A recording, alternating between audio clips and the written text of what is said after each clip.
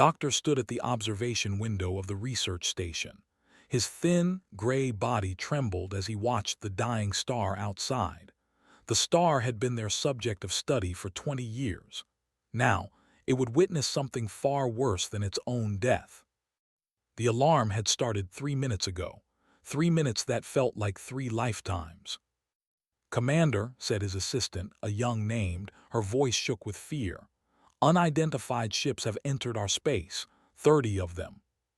Closed his large, dark eyes. He did not need to ask who they were. The ship designs on the scanner told him everything. Sharp angles, black metal, weapons covering every surface. The had found them. They were slavers. They traveled the outer edges of the galaxy, taking what they wanted. They wanted workers for their mines, servants for their homes, and specimens for their fighting pits. They were perfect targets, small, weak, unable to fight. "Can we run?" asked, though he already knew the answer. "Their ships are faster than ours," said. Tears fell from her eyes. "Commander, we cannot escape." Looked around the station. 2,000 lived here. Scientists, families, children. They had come to study the universe, to learn its secrets. They had never harmed anyone. None of that would matter to The communication system crackled. A rough voice filled the room. "Station, this is Commander of the Dominion. You will lower your shields and prepare for boarding. Any resistance will result in immediate death. Cooperation will result in eventual death, but slower." Laughed at his own joke. Other voices laughed with him. Felt sick. They had no weapons. Their shields were made for protection against space debris, not military attack. They would fall in minutes. "Begin evacuation to the intersections," ordered quietly. "All families to the core. Lock every door." "It will not stop them," whispered. "No," agreed, "but it might buy time." Time for what he did not know. They had no army coming to save them, no allies with warships. They were scientists in the middle of empty space, and they were about to die. The ships moved closer. Watched them through the window, dark shapes against the red light of the dying star. They moved slowly, taking their time. They knew they could not fight. This was entertainment for them. The first shot hit the station's shield. The entire structure shook. Warning lights flashed everywhere.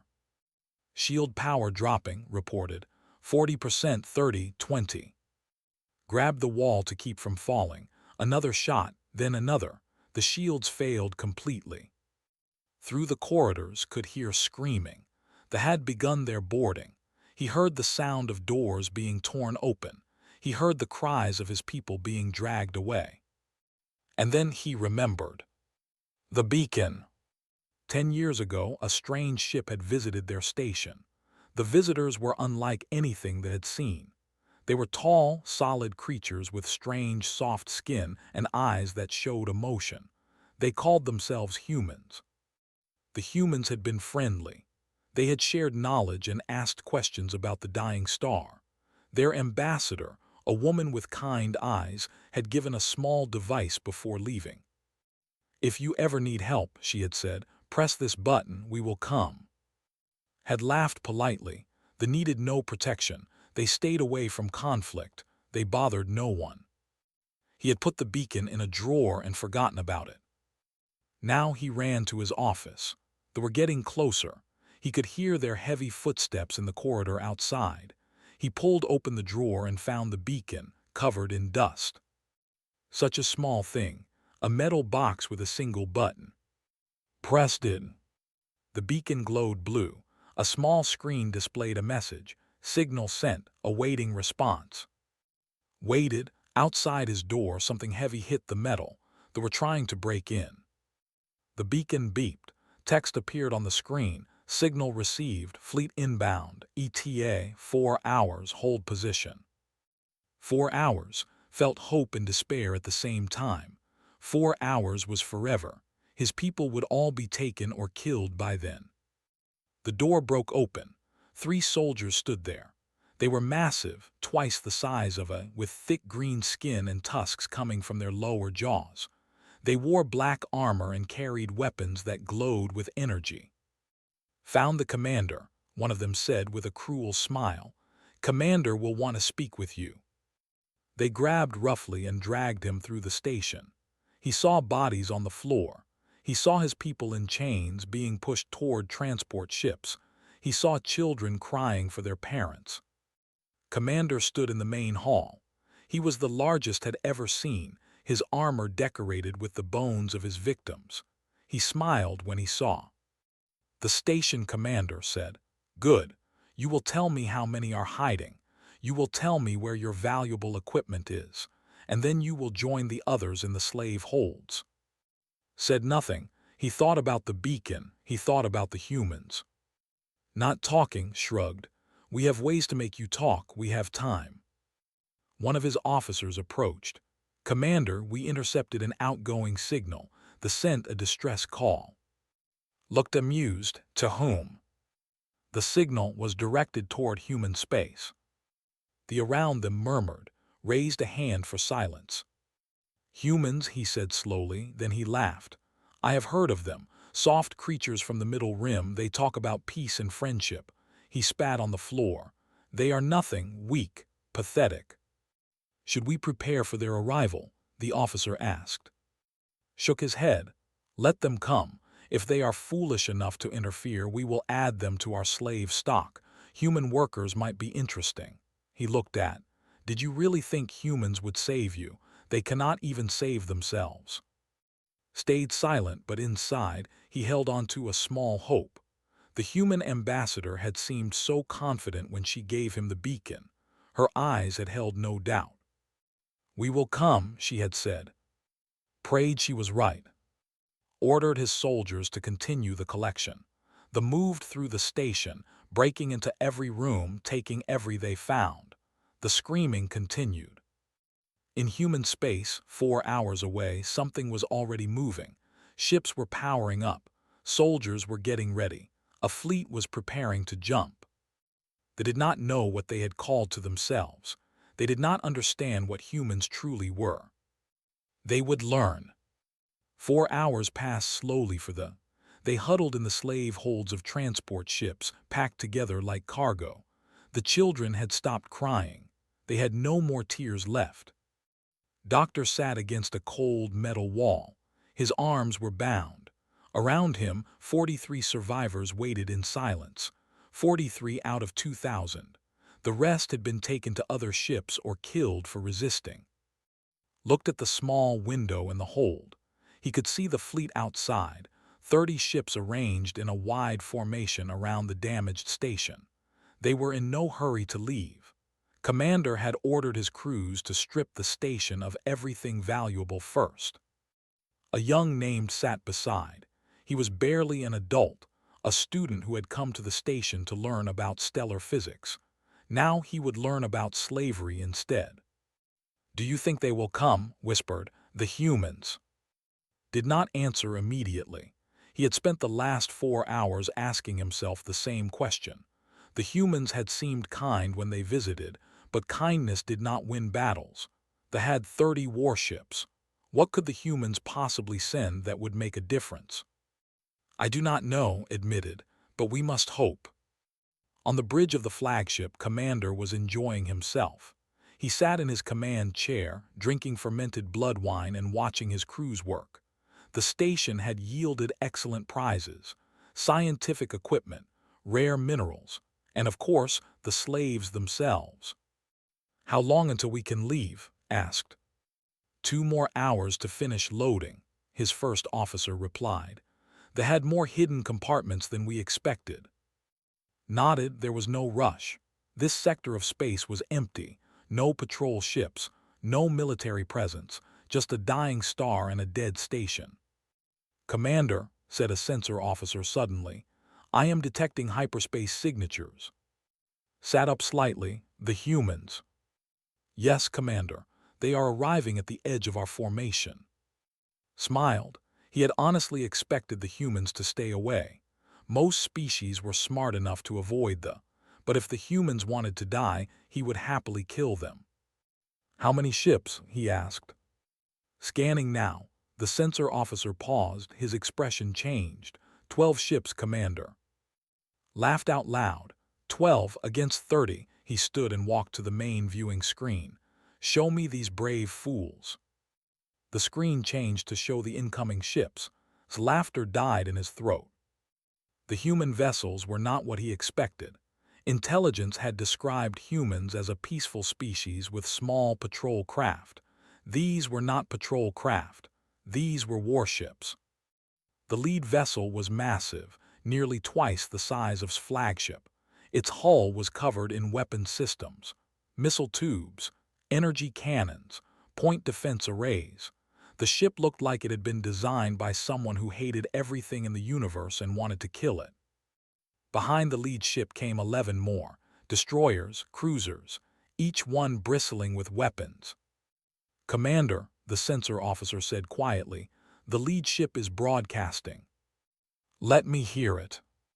A human voice filled the bridge. It was a woman's voice, calm and cold. This is Admiral Park of the United Earth Navy, commanding the 5th Rapid Response Fleet. You have attacked a species under human protection. You will release all prisoners immediately. You will surrender your vessels. You have one chance to comply. There will not be a second. Silence filled the bridge, stared at the screen. Then he forced himself to laugh. Human protection. They have no treaty with Earth. They activated a distress beacon, Admiral Park replied. That is enough. 12 ships against 30, said. You are either very brave or very stupid, Admiral. We are human, Park said simply. You have 30 seconds to respond. Cut the communication. He looked at his bridge crew. Some of them seemed worried. He could not allow that. All ships attack formation, he ordered. Destroy the human fleet. Take survivors for the slave pens. The fleet moved forward, 30 ships against 12. The numbers were clear. This would be easy. It was not easy. The human ships moved first and they moved fast, faster than sensors could track properly. They did not form a defensive line as expected. Instead, they scattered, each ship picking a different angle of attack. The first ship exploded before it could fire a single shot. A human destroyer had closed the distance impossibly fast and released a wave of missiles. The shields failed instantly. What? Stared at the screen. How did they get through the shields? No one had an answer. 2 more ships died in the next minute. Human weapons were cutting through armor like it was made of paper. The humans were not fighting like any species had ever faced. They were aggressive, reckless. They flew their ships directly into the formation, getting close enough to guarantee hits. They are insane, the first officer whispered. They are flying into our weapons range deliberately. Then shoot them, screamed. They fired everything they had. Some shots hit human ships. The humans did not stop. Their damaged vessels kept fighting, kept advancing. Admiral Park's flagship, the Indomitable, drove straight through the center of the formation. Its weapons fired constantly, destroying everything in reach. A cruiser tried to ram it. The Indomitable turned at the last moment and raked the cruiser with close-range fire. The cruiser broke apart. On the Indomitable's bridge, Admiral Park stood at the center of controlled chaos. Officers shouted damage reports and targeting solutions. The ship shuddered from enemy hits. None of this seemed to bother her. Helm, bring us alongside their flagship, she ordered. Weapons, prepare boarding parties. Lieutenant, the tactical officer, looked up from his console. Admiral, their flagship still has heavy shields. Then knock on the door harder. Nodded and adjusted his targeting. The Indomitable's main cannons focused on a single point of the flagship's shields. The shields held for 3 seconds. Then they collapsed. Shields down, reported. Launch boarding craft, Park ordered. In the slave hold, and the other felt the ship shake violently. Through the small window, they could see explosions everywhere. Ships were burning. Human ships were cutting through the formation like predators through prey. Pressed his face against the window. They came, he said, his voice filled with wonder. The humans actually came. Watched a human destroyer destroy two ships in quick succession. The movement was beautiful and terrible at the same time. "What are they?" asked quietly. Remembered what he had read about humans after their first visit. They came from a world called Earth, a planet that tried to kill its inhabitants every day. Earthquakes, volcanoes, predators, disease. The humans had survived it all. They had evolved to be persistent, aggressive, and completely unwilling to give up. The galaxy called them. "They are our salvation," answered, "or this doom, perhaps both." Outside, the battle continued. 6 ships were gone, then 8, then 10. The humans showed no signs of stopping. On the flagship, received a report that made his blood run cold. "Commander," his officer said, "the humans are not retreating. They are advancing into our formation, and they have launched boarding craft toward us." Looked at the screen. Human were approaching his flagship, small, fast, and filled with creatures from a death world. For the first time in his life, Commander felt something he had never felt before. Fear. The human hit the flagship's hull with a heavy thud. Metal screamed as cutting tools burned through the outer armor.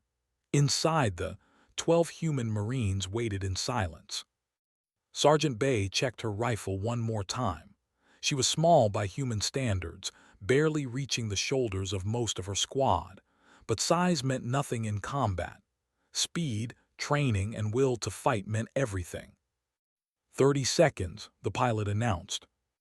Bay looked at her team. They were calm, focused, ready.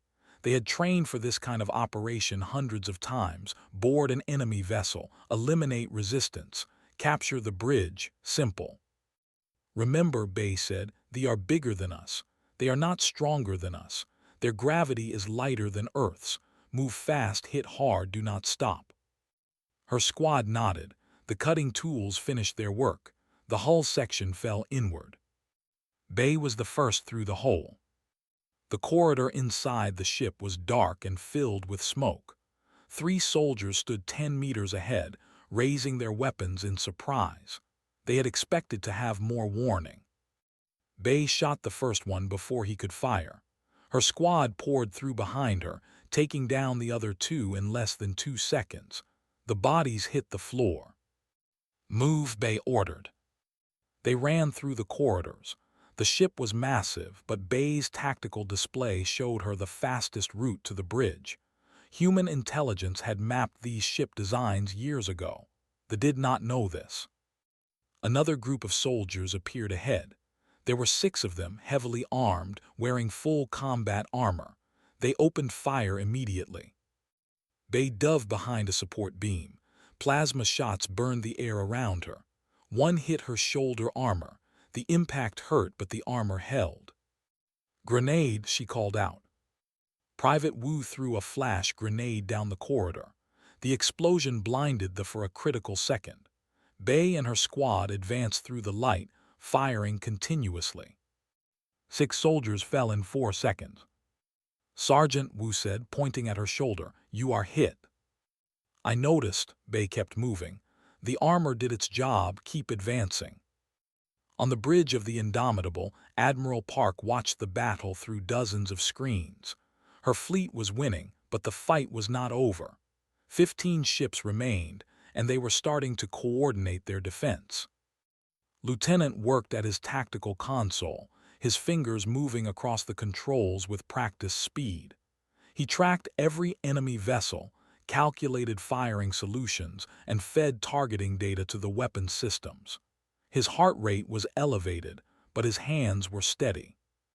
"Admiral," reported, "they are forming a defensive cluster around their remaining heavy cruisers. They are trying to create overlapping shield coverage." Park nodded. "Clever, not clever enough. Signal the destroyers to flank left. We will break their formation from 2 sides." "Yes, Admiral." Sent the orders. The human destroyers responded immediately, curving around the formation like wolves circling prey. Park watched the movement on her screen. Human ships worked together perfectly, each captain knowing exactly where to be and when. This was not because of telepathy like the used. This was training. Thousands of hours of drills and exercises had turned the Fifth Fleet into a single, deadly organism. A cruiser broke formation and tried to run. Two human destroyers intercepted it instantly. The cruiser lasted 8 seconds. They cannot escape, observed. No, Park agreed. They should have thought about that before they attacked civilians. Inside the flagship, Sergeant Bay and her squad reached the engineering section.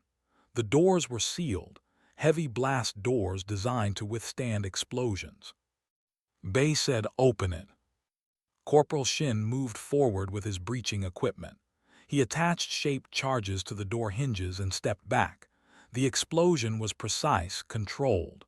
The doors fell inward. 12 engineers stood inside, surrounding the ship's main power core. Some of them held weapons, others held tools. None of them looked ready for combat. "Drop your weapons," Bay ordered in the language. "Surrender and you will live." The engineers hesitated. Bay could see the fear in their eyes. They had heard the fighting throughout the ship. They knew what was coming for them. One engineer raised his plasma pistol. Bay shot him before he could aim. The others dropped their weapons immediately. "Secure them," Bay ordered. "Then disable the engines. This ship goes nowhere." While her squad worked, Bay checked her tactical display. Other boarding teams had entered the flagship through different points. They were all making progress. They were fighting back, but they were losing ground everywhere. She thought about the slaves in the hold, the who had called for help. They were the reason she was here, not for glory, not for conquest, for rescue. Back in space, the battle was reaching its final stage. 20 ships were destroyed or disabled. The remaining 10 were trying to flee, but human vessels blocked every escape route. Commander stood on his bridge, watching his fleet die. His officers were panicking around him. Reports came in constantly, each one worse than the last. Boarding teams on decks 4 through 7. Engines offline. Shields failing. "We cannot raise the other ships." Gripped his command chair so hard that his claws dug into the metal. How had this happened? The humans were supposed to be weak. The intelligence said they were peaceful negotiators who avoided conflict. The intelligence was wrong. A new report came in. "Commander, the humans have reached the slave holds. They are freeing the..." Felt the last of his hope die. The slaves were his leverage. Without them, he had nothing to bargain with. His communications officer looked at him with desperate eyes. "Commander, should we surrender?" Thought about it. They did not surrender. It was against everything they believed. But looking at the destruction around him, he wondered if his beliefs mattered anymore. The bridge doors exploded inward. Sergeant Bay walked through the smoke, her rifle raised. Behind her, her squad spread out, covering every corner of the room. "Drop your weapons," Bay said calmly. "This ship now belongs to the United Earth Navy." Looked at the small human woman. She barely reached his chest. Her armor was scorched and dented from multiple hits. She should have been dead several times over. She was not dead. She was standing in front of him, completely unafraid.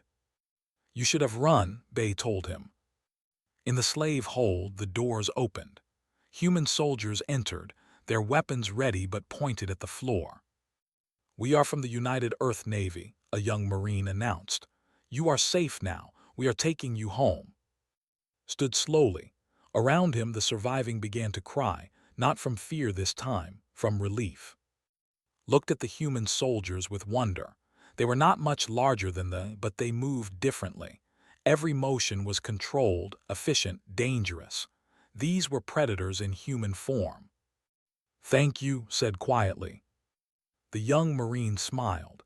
It was a strange expression on such a dangerous face. "Just doing our job, sir. Can you walk?" Nodded. He could walk. For the first time in hours, he could do more than just survive. Outside the ship, the last vessel surrendered. The battle was over. The Fifth Fleet had won. Admiral Park watched the final reports come in. 0 human ships lost, 30 ships captured or destroyed, all survivors recovered. It had taken 43 minutes from the first shot. Park allowed herself a small smile. Then she straightened her uniform and prepared for the next phase. They were safe. Now it was time to figure out why they had attacked in the first place. She had a feeling this was not over. Admiral Park stepped onto the damaged station. The air smelled of smoke and burned metal. Emergency lights flickered in the corridors. Bodies lay covered with sheets, placed carefully against the walls by her Marines. Lieutenant walked beside her, holding a data pad with casualty reports. The numbers were painful to read. Nearly 2,000 had lived on this station before the attack. Only 43 had survived. The medical teams have set up in the main hall, reported. Dr. Han is treating the survivors now. Park nodded. Take me to Doctor. They walked through the ruined corridors. Park saw the evidence of brutality everywhere. Broken doors, blood on the walls, personal belongings scattered and crushed. They had not just attacked this station. They had destroyed it with pleasure. She found Doctor in what remained of his office. The old sat behind a broken desk, staring at nothing. He looked up when Park entered. "Admiral," he said quietly, "thank you for coming." Park pulled up a chair and sat across from him. She did not speak immediately. Sometimes silence was more respectful than words. "I did not think you would come," admitted. "When I pressed that beacon, I had no hope. I just wanted to do something, anything." "That is often when the most important decisions are made," Park replied. Looked at her carefully. The human admiral was not what he expected. She was middle-aged, with gray streaks in her black hair and tired lines around her eyes. But those eyes were sharp and full of intensity. "May I ask you something, Admiral?" "Of course." "Why did you come?" Leaned forward. "They have nothing to offer humanity. We have no military, no strategic resources. We cannot help you in any way, so why risk your ships and your people for us?" Park was quiet for a moment. Then she reached into her pocket and pulled out a small photograph. She handed it to. The image showed a burning city. Human bodies lay in the streets. Strange alien ships flew overhead, dropping bombs. "This is a city called Tokyo," Park explained. 300 years ago, an empire called the Dominion decided to conquer Earth. They wanted slaves, workers for their mines and factories. They thought humans were weak because we fought among ourselves. Studied the photograph. The destruction was terrible. "They attacked without warning," Park continued. "Millions died in the first week. They had better technology, more ships, more soldiers. Everyone expected humanity to fall." "But you did not fall," said. "No, we fought," Park's voice hardened. "We fought with everything we had. Kitchen knives against plasma rifles, fishing boats against warships. We did not stop. We could not stop. Our survival depended on never giving up." She took back the photograph. "It took 5 years, but we won. We drove them away from Earth. We hunted them across the galaxy. We made sure they would never threaten anyone again." They said slowly, "I have never heard of them."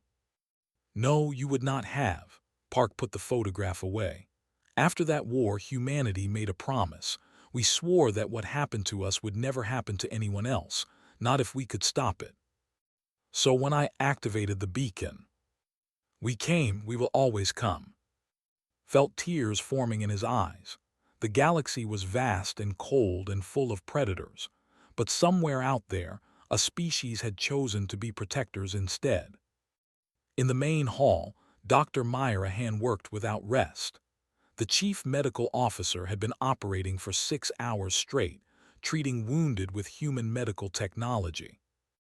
"Hold still," she told a young with a broken arm. "This will hurt for a moment, but then the bone will start healing immediately." The child looked terrified. Human medical equipment was aggressive by standards. Needles, injections, machines that scanned deep into the body. Dr. Han smiled gently. "What is your name?" "Sella," the child whispered. That is a beautiful name. Sella, I know this is scary, but I promise you I am here to help. Can you trust me? Sella looked at Han for a long moment, then she nodded. Han injected the bone-healing compound as gently as possible. Sella flinched but did not cry. Within minutes, the bone began to knit itself back together. There, Han said, you are very brave, braver than most adults I have treated. A woman rushed over. She was Sella's mother, freed from the ships just hours ago. She grabbed her daughter and held her tight. Thank you, the mother said to Han. Thank you for saving her. We save everyone we can, Han replied simply. Across the station, Sergeant Bay oversaw the security operations. The prisoners were being held in cargo bays, their hands bound and their weapons destroyed. Commander sat apart from his crew, still unable to believe what had happened. Bay walked up to him. The massive looked down at the small human woman who had captured his ship. Your fleet growled. It was not supposed to be this strong. Our intelligence said humans were weak. Your intelligence was wrong, Bay replied. How? We have studied your species for decades. Bay considered the question. Then she crouched down to look in the eyes. You studied humans at peace, she said. You saw us building things, making art, raising families. You thought that was all we were. Was it not? Bay shook her head. Humans are complicated. We can create beautiful things. We can also destroy anything that threatens what we love. She stood up. You attacked civilians. You enslaved children. You woke up the part of humanity that you really should have left sleeping.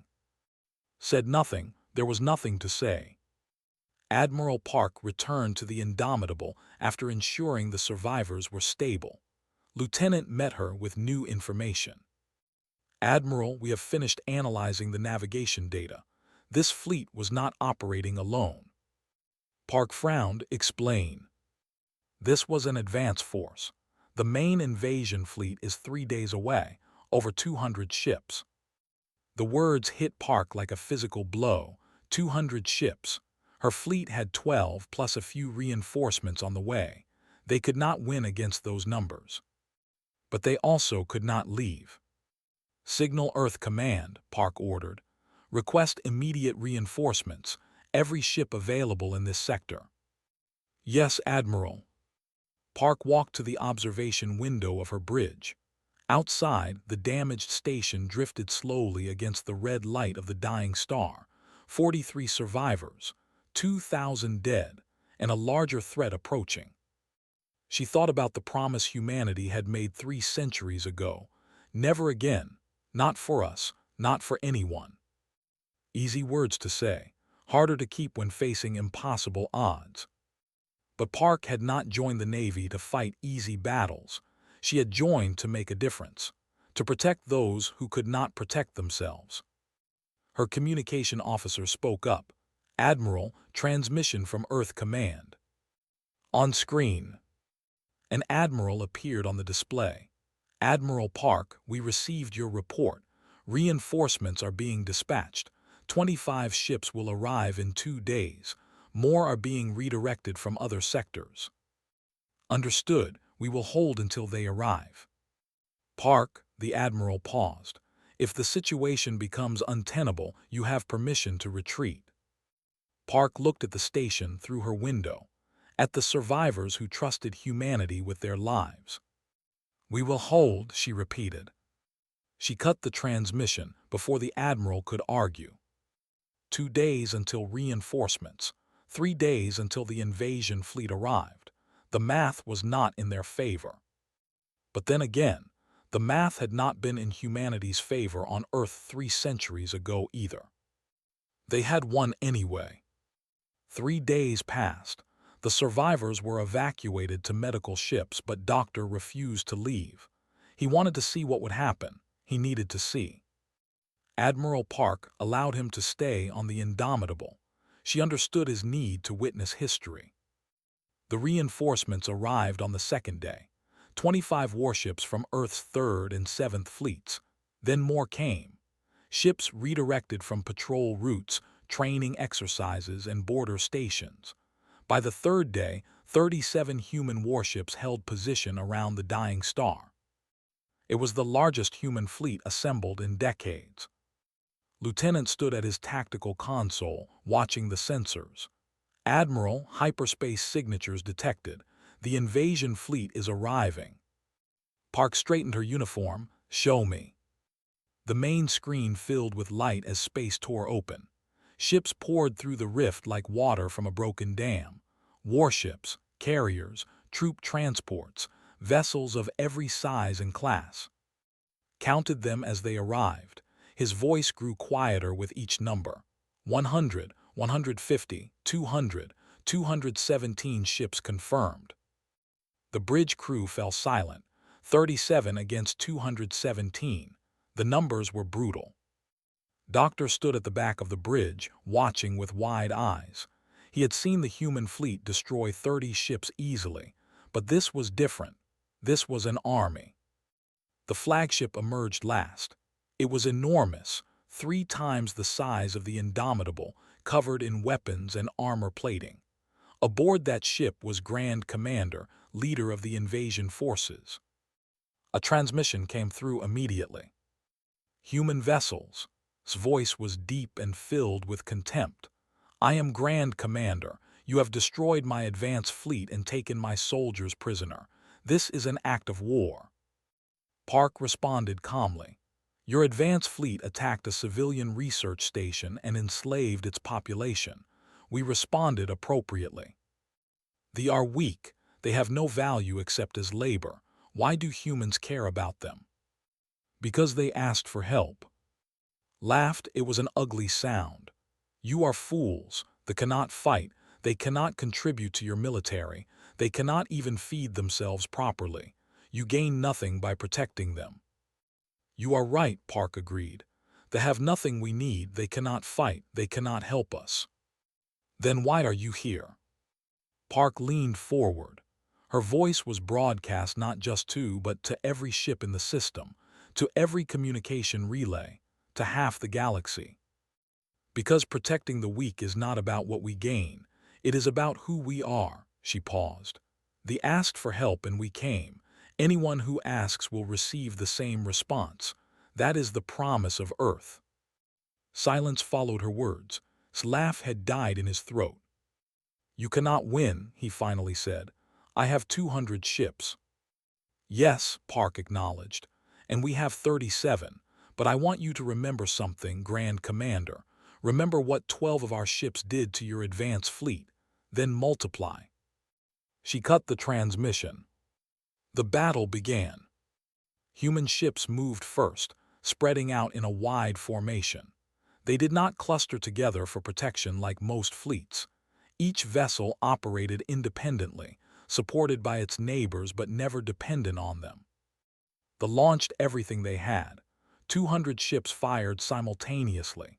The space between the fleets filled with plasma, missiles, and energy beams. Human point defense systems activated. Thousands of small projectiles were shot down before they could hit. The larger plasma bolts struck shields, splashing harmlessly against energy barriers. Then the human fleet returned fire. Sergeant Bay had said it before. Humans were predators. They had evolved on a world where everything tried to kill them.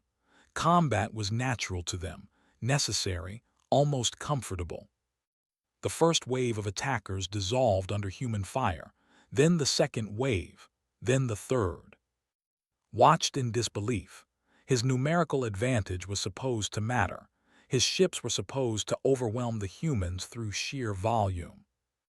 Instead, his fleet was dying. They are too fast, his tactical officer reported. Their weapons are too accurate. We cannot establish firing solutions before they reposition. Then get closer, roared. Ram them if you have to. Some ships tried. They charged directly at human vessels, hopping to crash into them. The humans dodged, weaved, and fired continuously. Those that got too close found themselves facing human ships that did not flee. The destroyer Relentless took 4 direct hits protecting a damaged cruiser. Its captain, Commander Lee, ordered his ship between the cruiser and the attacking. His shields failed. His armor burned. He kept fighting until the cruiser could escape. The Relentless finally broke apart under concentrated fire. Commander Lee and his crew died protecting their allies, but the cruiser survived, and its guns kept firing. Across the battlefield, similar stories unfolded. Human ships sacrificed themselves for each other without hesitation. When weapons failed, they used their engines as weapons. When engines failed, they kept shooting until the power ran out. Doctor watched from the Indomitable's bridge. He could not look away. The violence was terrible, but there was something else, something almost beautiful. These humans were not fighting for resources or territory. They were not fighting for power. They were fighting for 43 survivors who could not fight for themselves. Had studied many species in his long career. He had never seen anything like this. The battle lasted 3 hours. In that time, the lost 162 ships. The humans lost 8. When finally ordered a retreat, only 55 vessels remained. They fled into hyperspace, leaving their dead behind. The humans did not pursue. They had made their point. Admiral Park watched the last ship disappear. Then she sat down in her command chair and closed her eyes for just a moment. "Admiral," Lieutenant said, "are you all right?" "I am fine." Park opened her eyes. "We have work to do. Search and rescue for all disabled vessels, triage for wounded, full damage assessment." "Yes, Admiral." The Fifth Fleet moved among the wreckage, searching for survivors on both sides.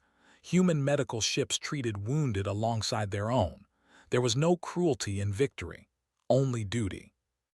1 week later, a formal ceremony was held on the rebuilt station. Doctor stood before Admiral Park and the assembled human officers. Behind him, the surviving watched with expressions of deep gratitude. "On behalf of the people," announced, "I formally request protectorate status with Earth and its allied nations. We offer our scientific knowledge and our eternal friendship. In return, we ask only for your continued protection." Park accepted the formal document. "The United Earth welcomes thee into our family of protected worlds.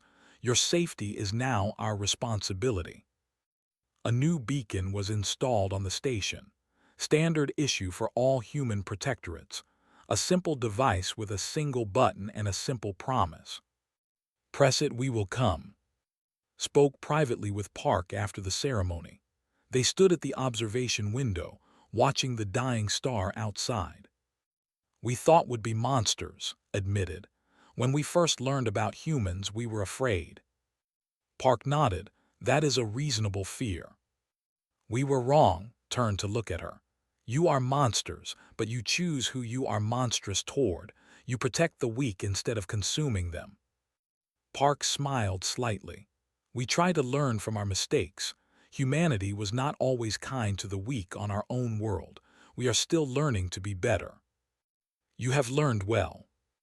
Across the galaxy, news of the battle spread. Species that had lived in fear of the watched the recordings in amazement. 37 human ships had broken an invasion fleet of 200 that had not just fought, they had won. More importantly, they had fought for a species that could give them nothing in return. Other distress beacons began to appear in human space. Requests for alliance, pleas for protection, offers of friendship. They had awakened something they did not expect. They had shown the galaxy that humans were dangerous. But they had also shown something else. Humans were loyal. They kept their promises. They protected those who could not protect themselves. In the old stories, monsters destroyed. In the new stories, monsters protected. Humanity had become the galaxy's most terrifying guardian, and they wore that title like armor. Doctor looked up at the stars one final time before returning to his work. Somewhere out there, other species were discovering the same truth they had learned. They were coming. And for the first time in galactic history, that was a reason to hope.